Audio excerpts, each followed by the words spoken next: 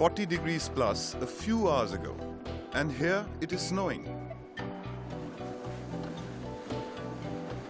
It started raining near Shimla, and by the time we got to Narkanda, a sleety snow was falling.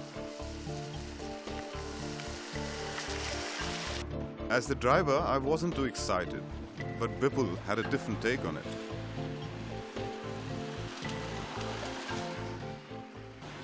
Lovely weather, man. Not so lovely at all. This is tough weather. This is not what we want. We want sunshine.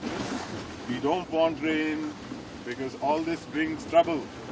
It brings roadblocks, it brings delays. Come on, be a little less practical sometimes. Enjoy the weather while it lasts. This is called bad weather in the mountains. Although it looks quite pretty with the mist, the snow. Take my advice, my friend. Grow a little younger instead of older. Well, when I was young, I saw a few landslides. Since then, I decided that I don't want to see any more. Yes, but remember the first time you saw your first snowfall. How was that? How did that feel? Yes, that's true. It's fun to look at it. There's mist in the sky, devdar trees, tall and pretty.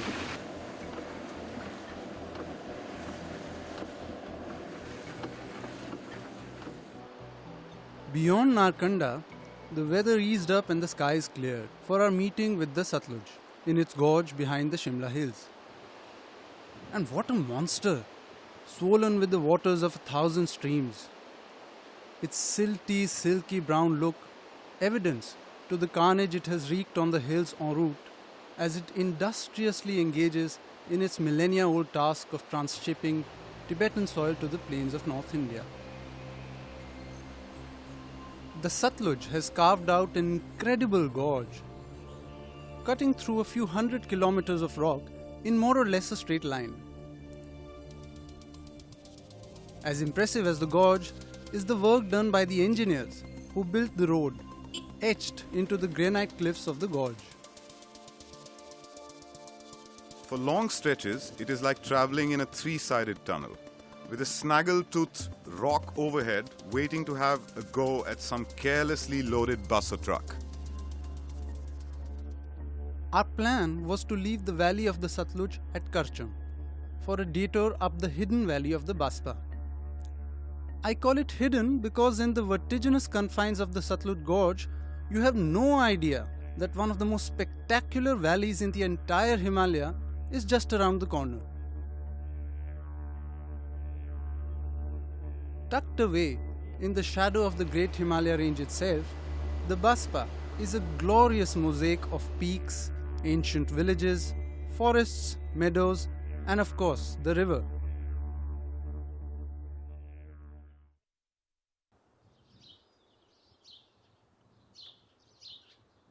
Spring comes late to the Basta Valley, and it's a beautiful time. All the fruit trees are just blossoming.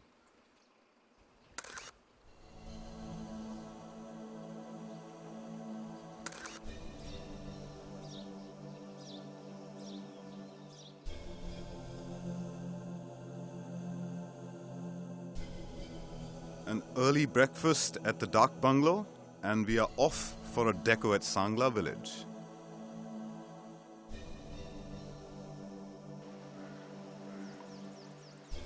Sangla is my idea of what a Himalayan village should be like. Well spaced out, with handsome double-story constructions of the finest cedar wood, embellished with intricate carvings, all set in an enchanted forest. The whole thing is right out of a fairy tale.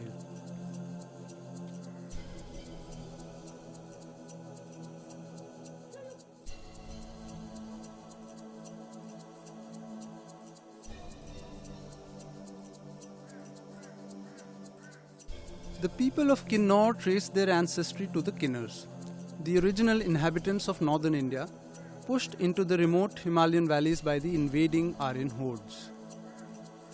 Legend has it that the Kinnars were a race halfway between men and gods, and this split persona manifests throughout the Satluj Valley. While the lower part is Hindu and the upper Buddhist, in between here is a large section of blurred identities where Hinduism and Buddhism have combined with prehistoric cults and the worship of animistic deities like forest gods, river gods, tree gods, field gods, and house gods.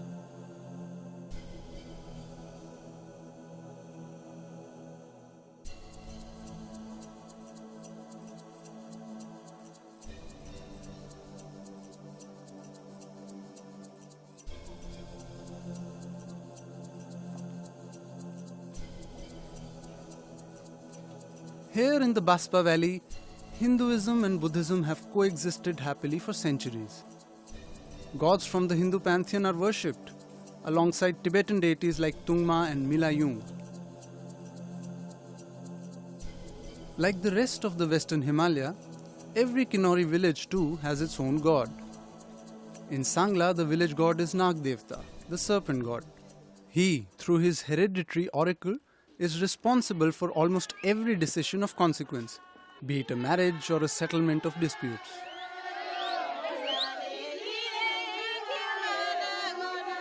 Through an amazing stroke of luck, we are witness to this when a whole group of villagers, dressed in their finest, lands up singing and dancing.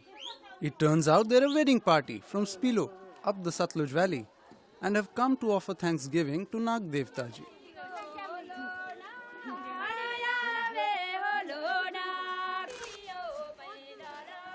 Here was no group of folk dancers putting on a show for the tourists. These are ordinary people, members of a large extended family, here to consult the Devta on dates and other issues. And of course, to celebrate.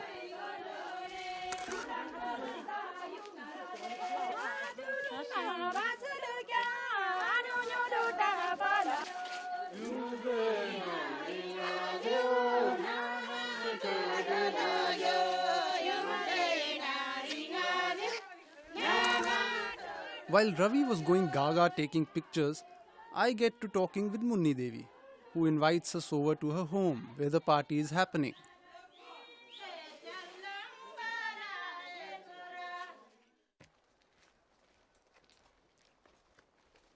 तो अभी दुल्हन आपके घर में ही है? हाँ जी, घर में।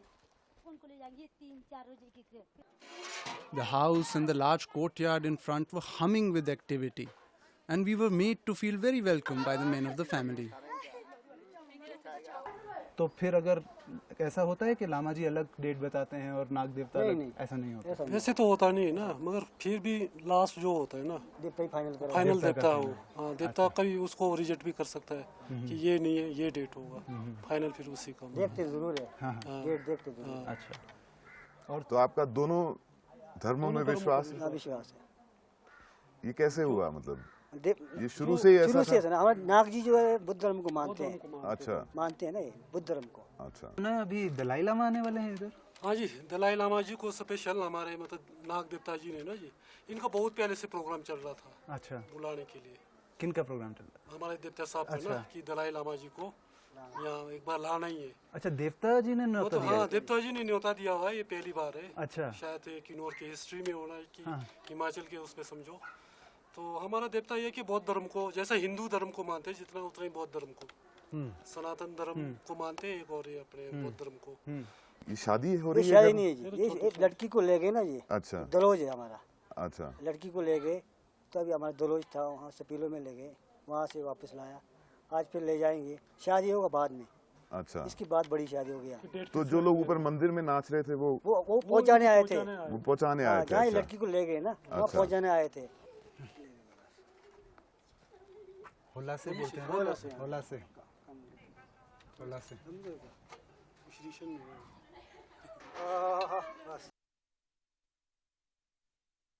An expectant murmur arose from the assembled crowd as the bride finally made her appearance.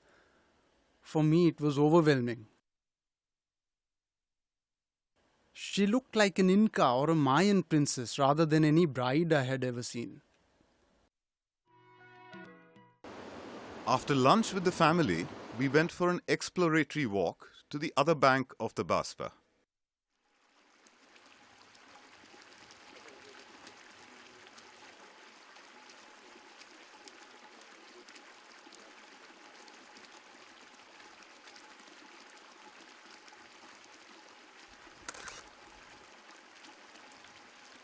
Vipul, there's such amazing colors to these fish.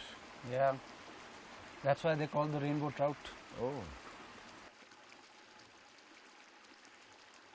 The trout is a cold water fish and it lives only in running water. Is it?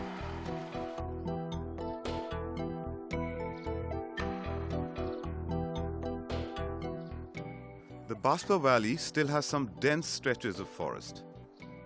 An experience akin to being in some huge dark cathedral with light pouring in from stained glass windows high above.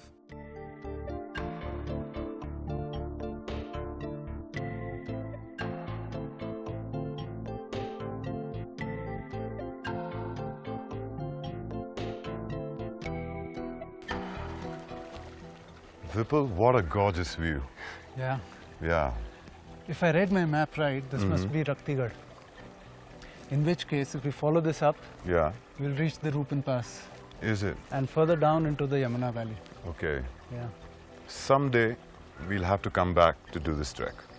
Yeah.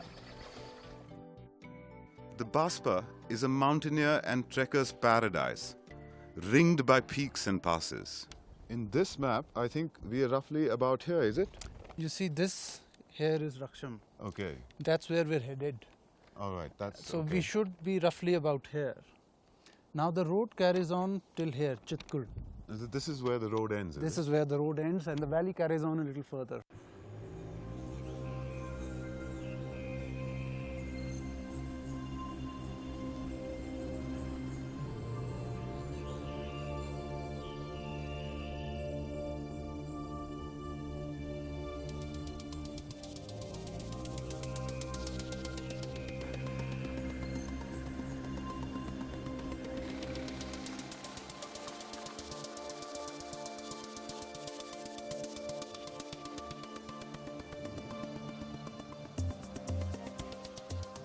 Chitkul is a large village and the last in the Basta Valley.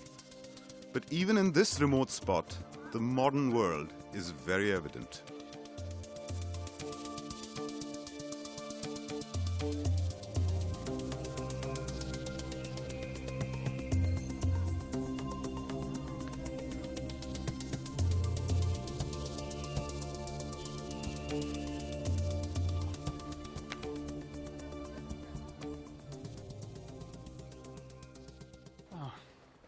This must be the local temple, right? Yeah, I think they call it a killa. Everybody called it a killa here. Yeah, the god's fort. Situated at the Himalayan crossroads, from where traders and shepherds traveled across the passes to Gangotri or Harkidun, Chitkul is a sort of a frontier post between the realms of the two great rivers. All streams on this side belong to the Indus Basin and on the other to the Gangetic. So effectively, all waters here flow into the Arabian Sea. But a few feet over the crest of the range, they are destined for the Bay of Bengal instead.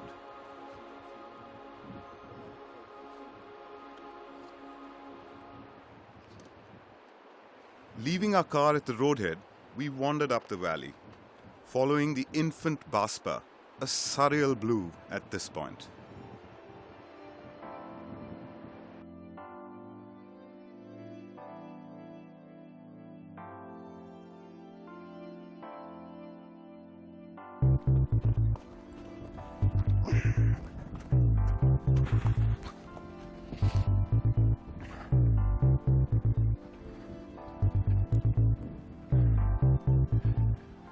Let's stop at this tree for a while. What's so special about this? See these trees that we've been seeing all along? Yeah. This is the silver birch, Achha. called Bhojpatra in Hindi. Okay, so this is all the... All our ancient Yeah. manuscripts, parchments were written on this, called the Bhojpatra. called the Bhojpatra in Hindi. Yeah. So all our ancient rishis and munis must have sat in these altitudes and written their words of wisdom On this. on this. Amazing.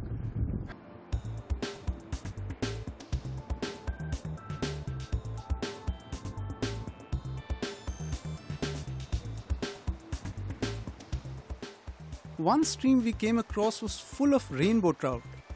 a seeded Norwegian import, but one which seems to be thriving in the crystal clean torrents and streams of the Basta Valley.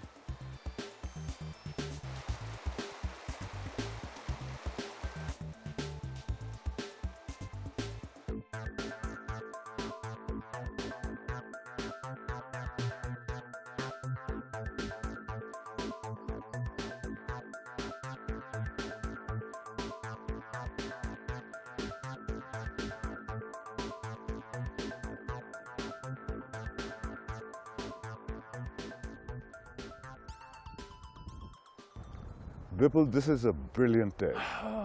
Yeah. You can say that again. I saw so many species of birds today, Okay. half of which I've never seen before. Now the sun is about to go down and soon it's going to be very cold. Yeah, I think it's the last of the light. That's true. I think we should be heading back to camp. Yeah.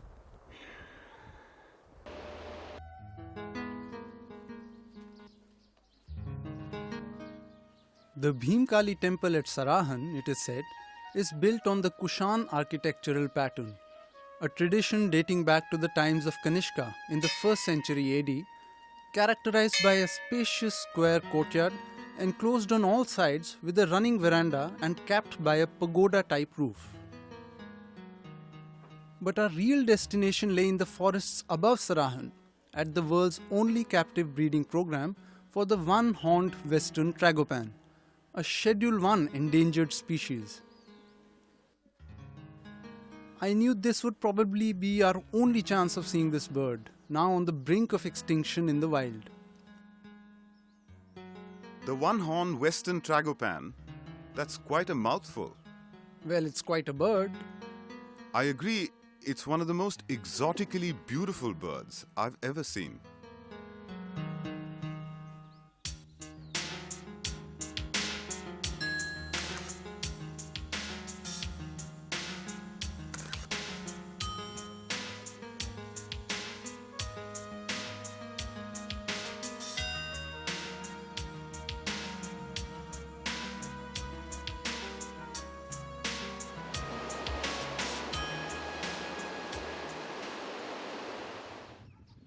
The gorge widens out in the middle reaches, and from the little village of Kalpa, we get a bird's eye view of the Kinnar Kailash massif, its trident-shaped battlements towering over the valley.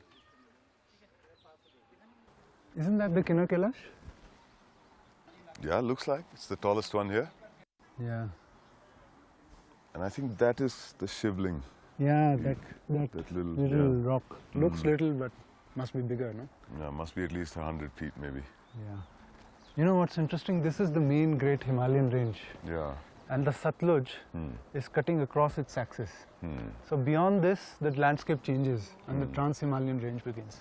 That's the bleak, bare landscape without so much vegetation and greenery. This is a pretty little town, no? That it is. Kinnar Kailash is supposed to be the winter residence of Lord Shiva. Every February, it is said, he convenes a meeting of all the lesser mountain gods and devtas.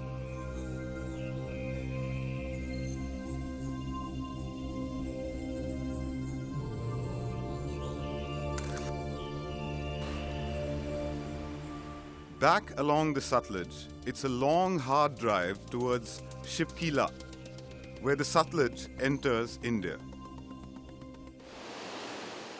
All along the road, we came across the most sensational streams and waterfalls.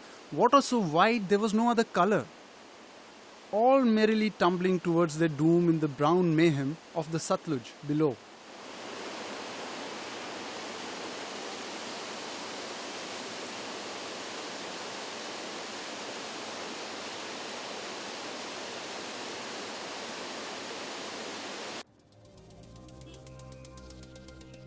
The landscape now changes rapidly into a trans-Himalayan desert, with the road little more than a dirt track, with many diversions where flash floods and landslides have torn portions away.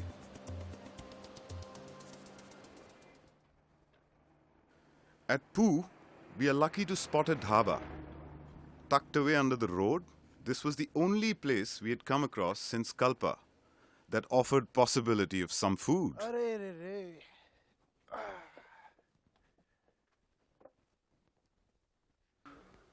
Hey Ravi, Hi man. pani dena? Self-service.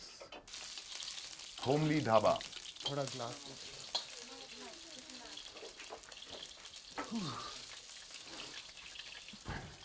So what are we having? We're having lovely mutton noodles. Oh, And there's also some dal chawal. okay. So you have a choice. Is the mutton noodle concoction your own making, or? No, she's making it and she's going to do a great job. You and haven't- I'm just waiting for it. All right. All right. If you haven't given her the recipe, it's safe. Well, I don't know how to cook, friend.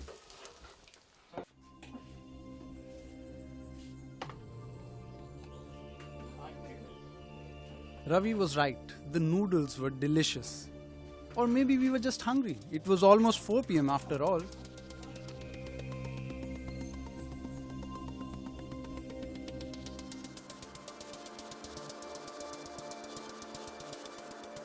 The Satluj makes a dramatic entry into India, cutting a deep and narrow gorge from Shipkila. At this point, it's barely a dozen meters wide, and the cliffs towering above us are alive with rock pigeons. You know, Ravi, it's quite amazing. What? Even a place as desolate as this Yeah. is home to somebody. Well, as it's said in Jurassic Park, life finds a way. Yeah, it does.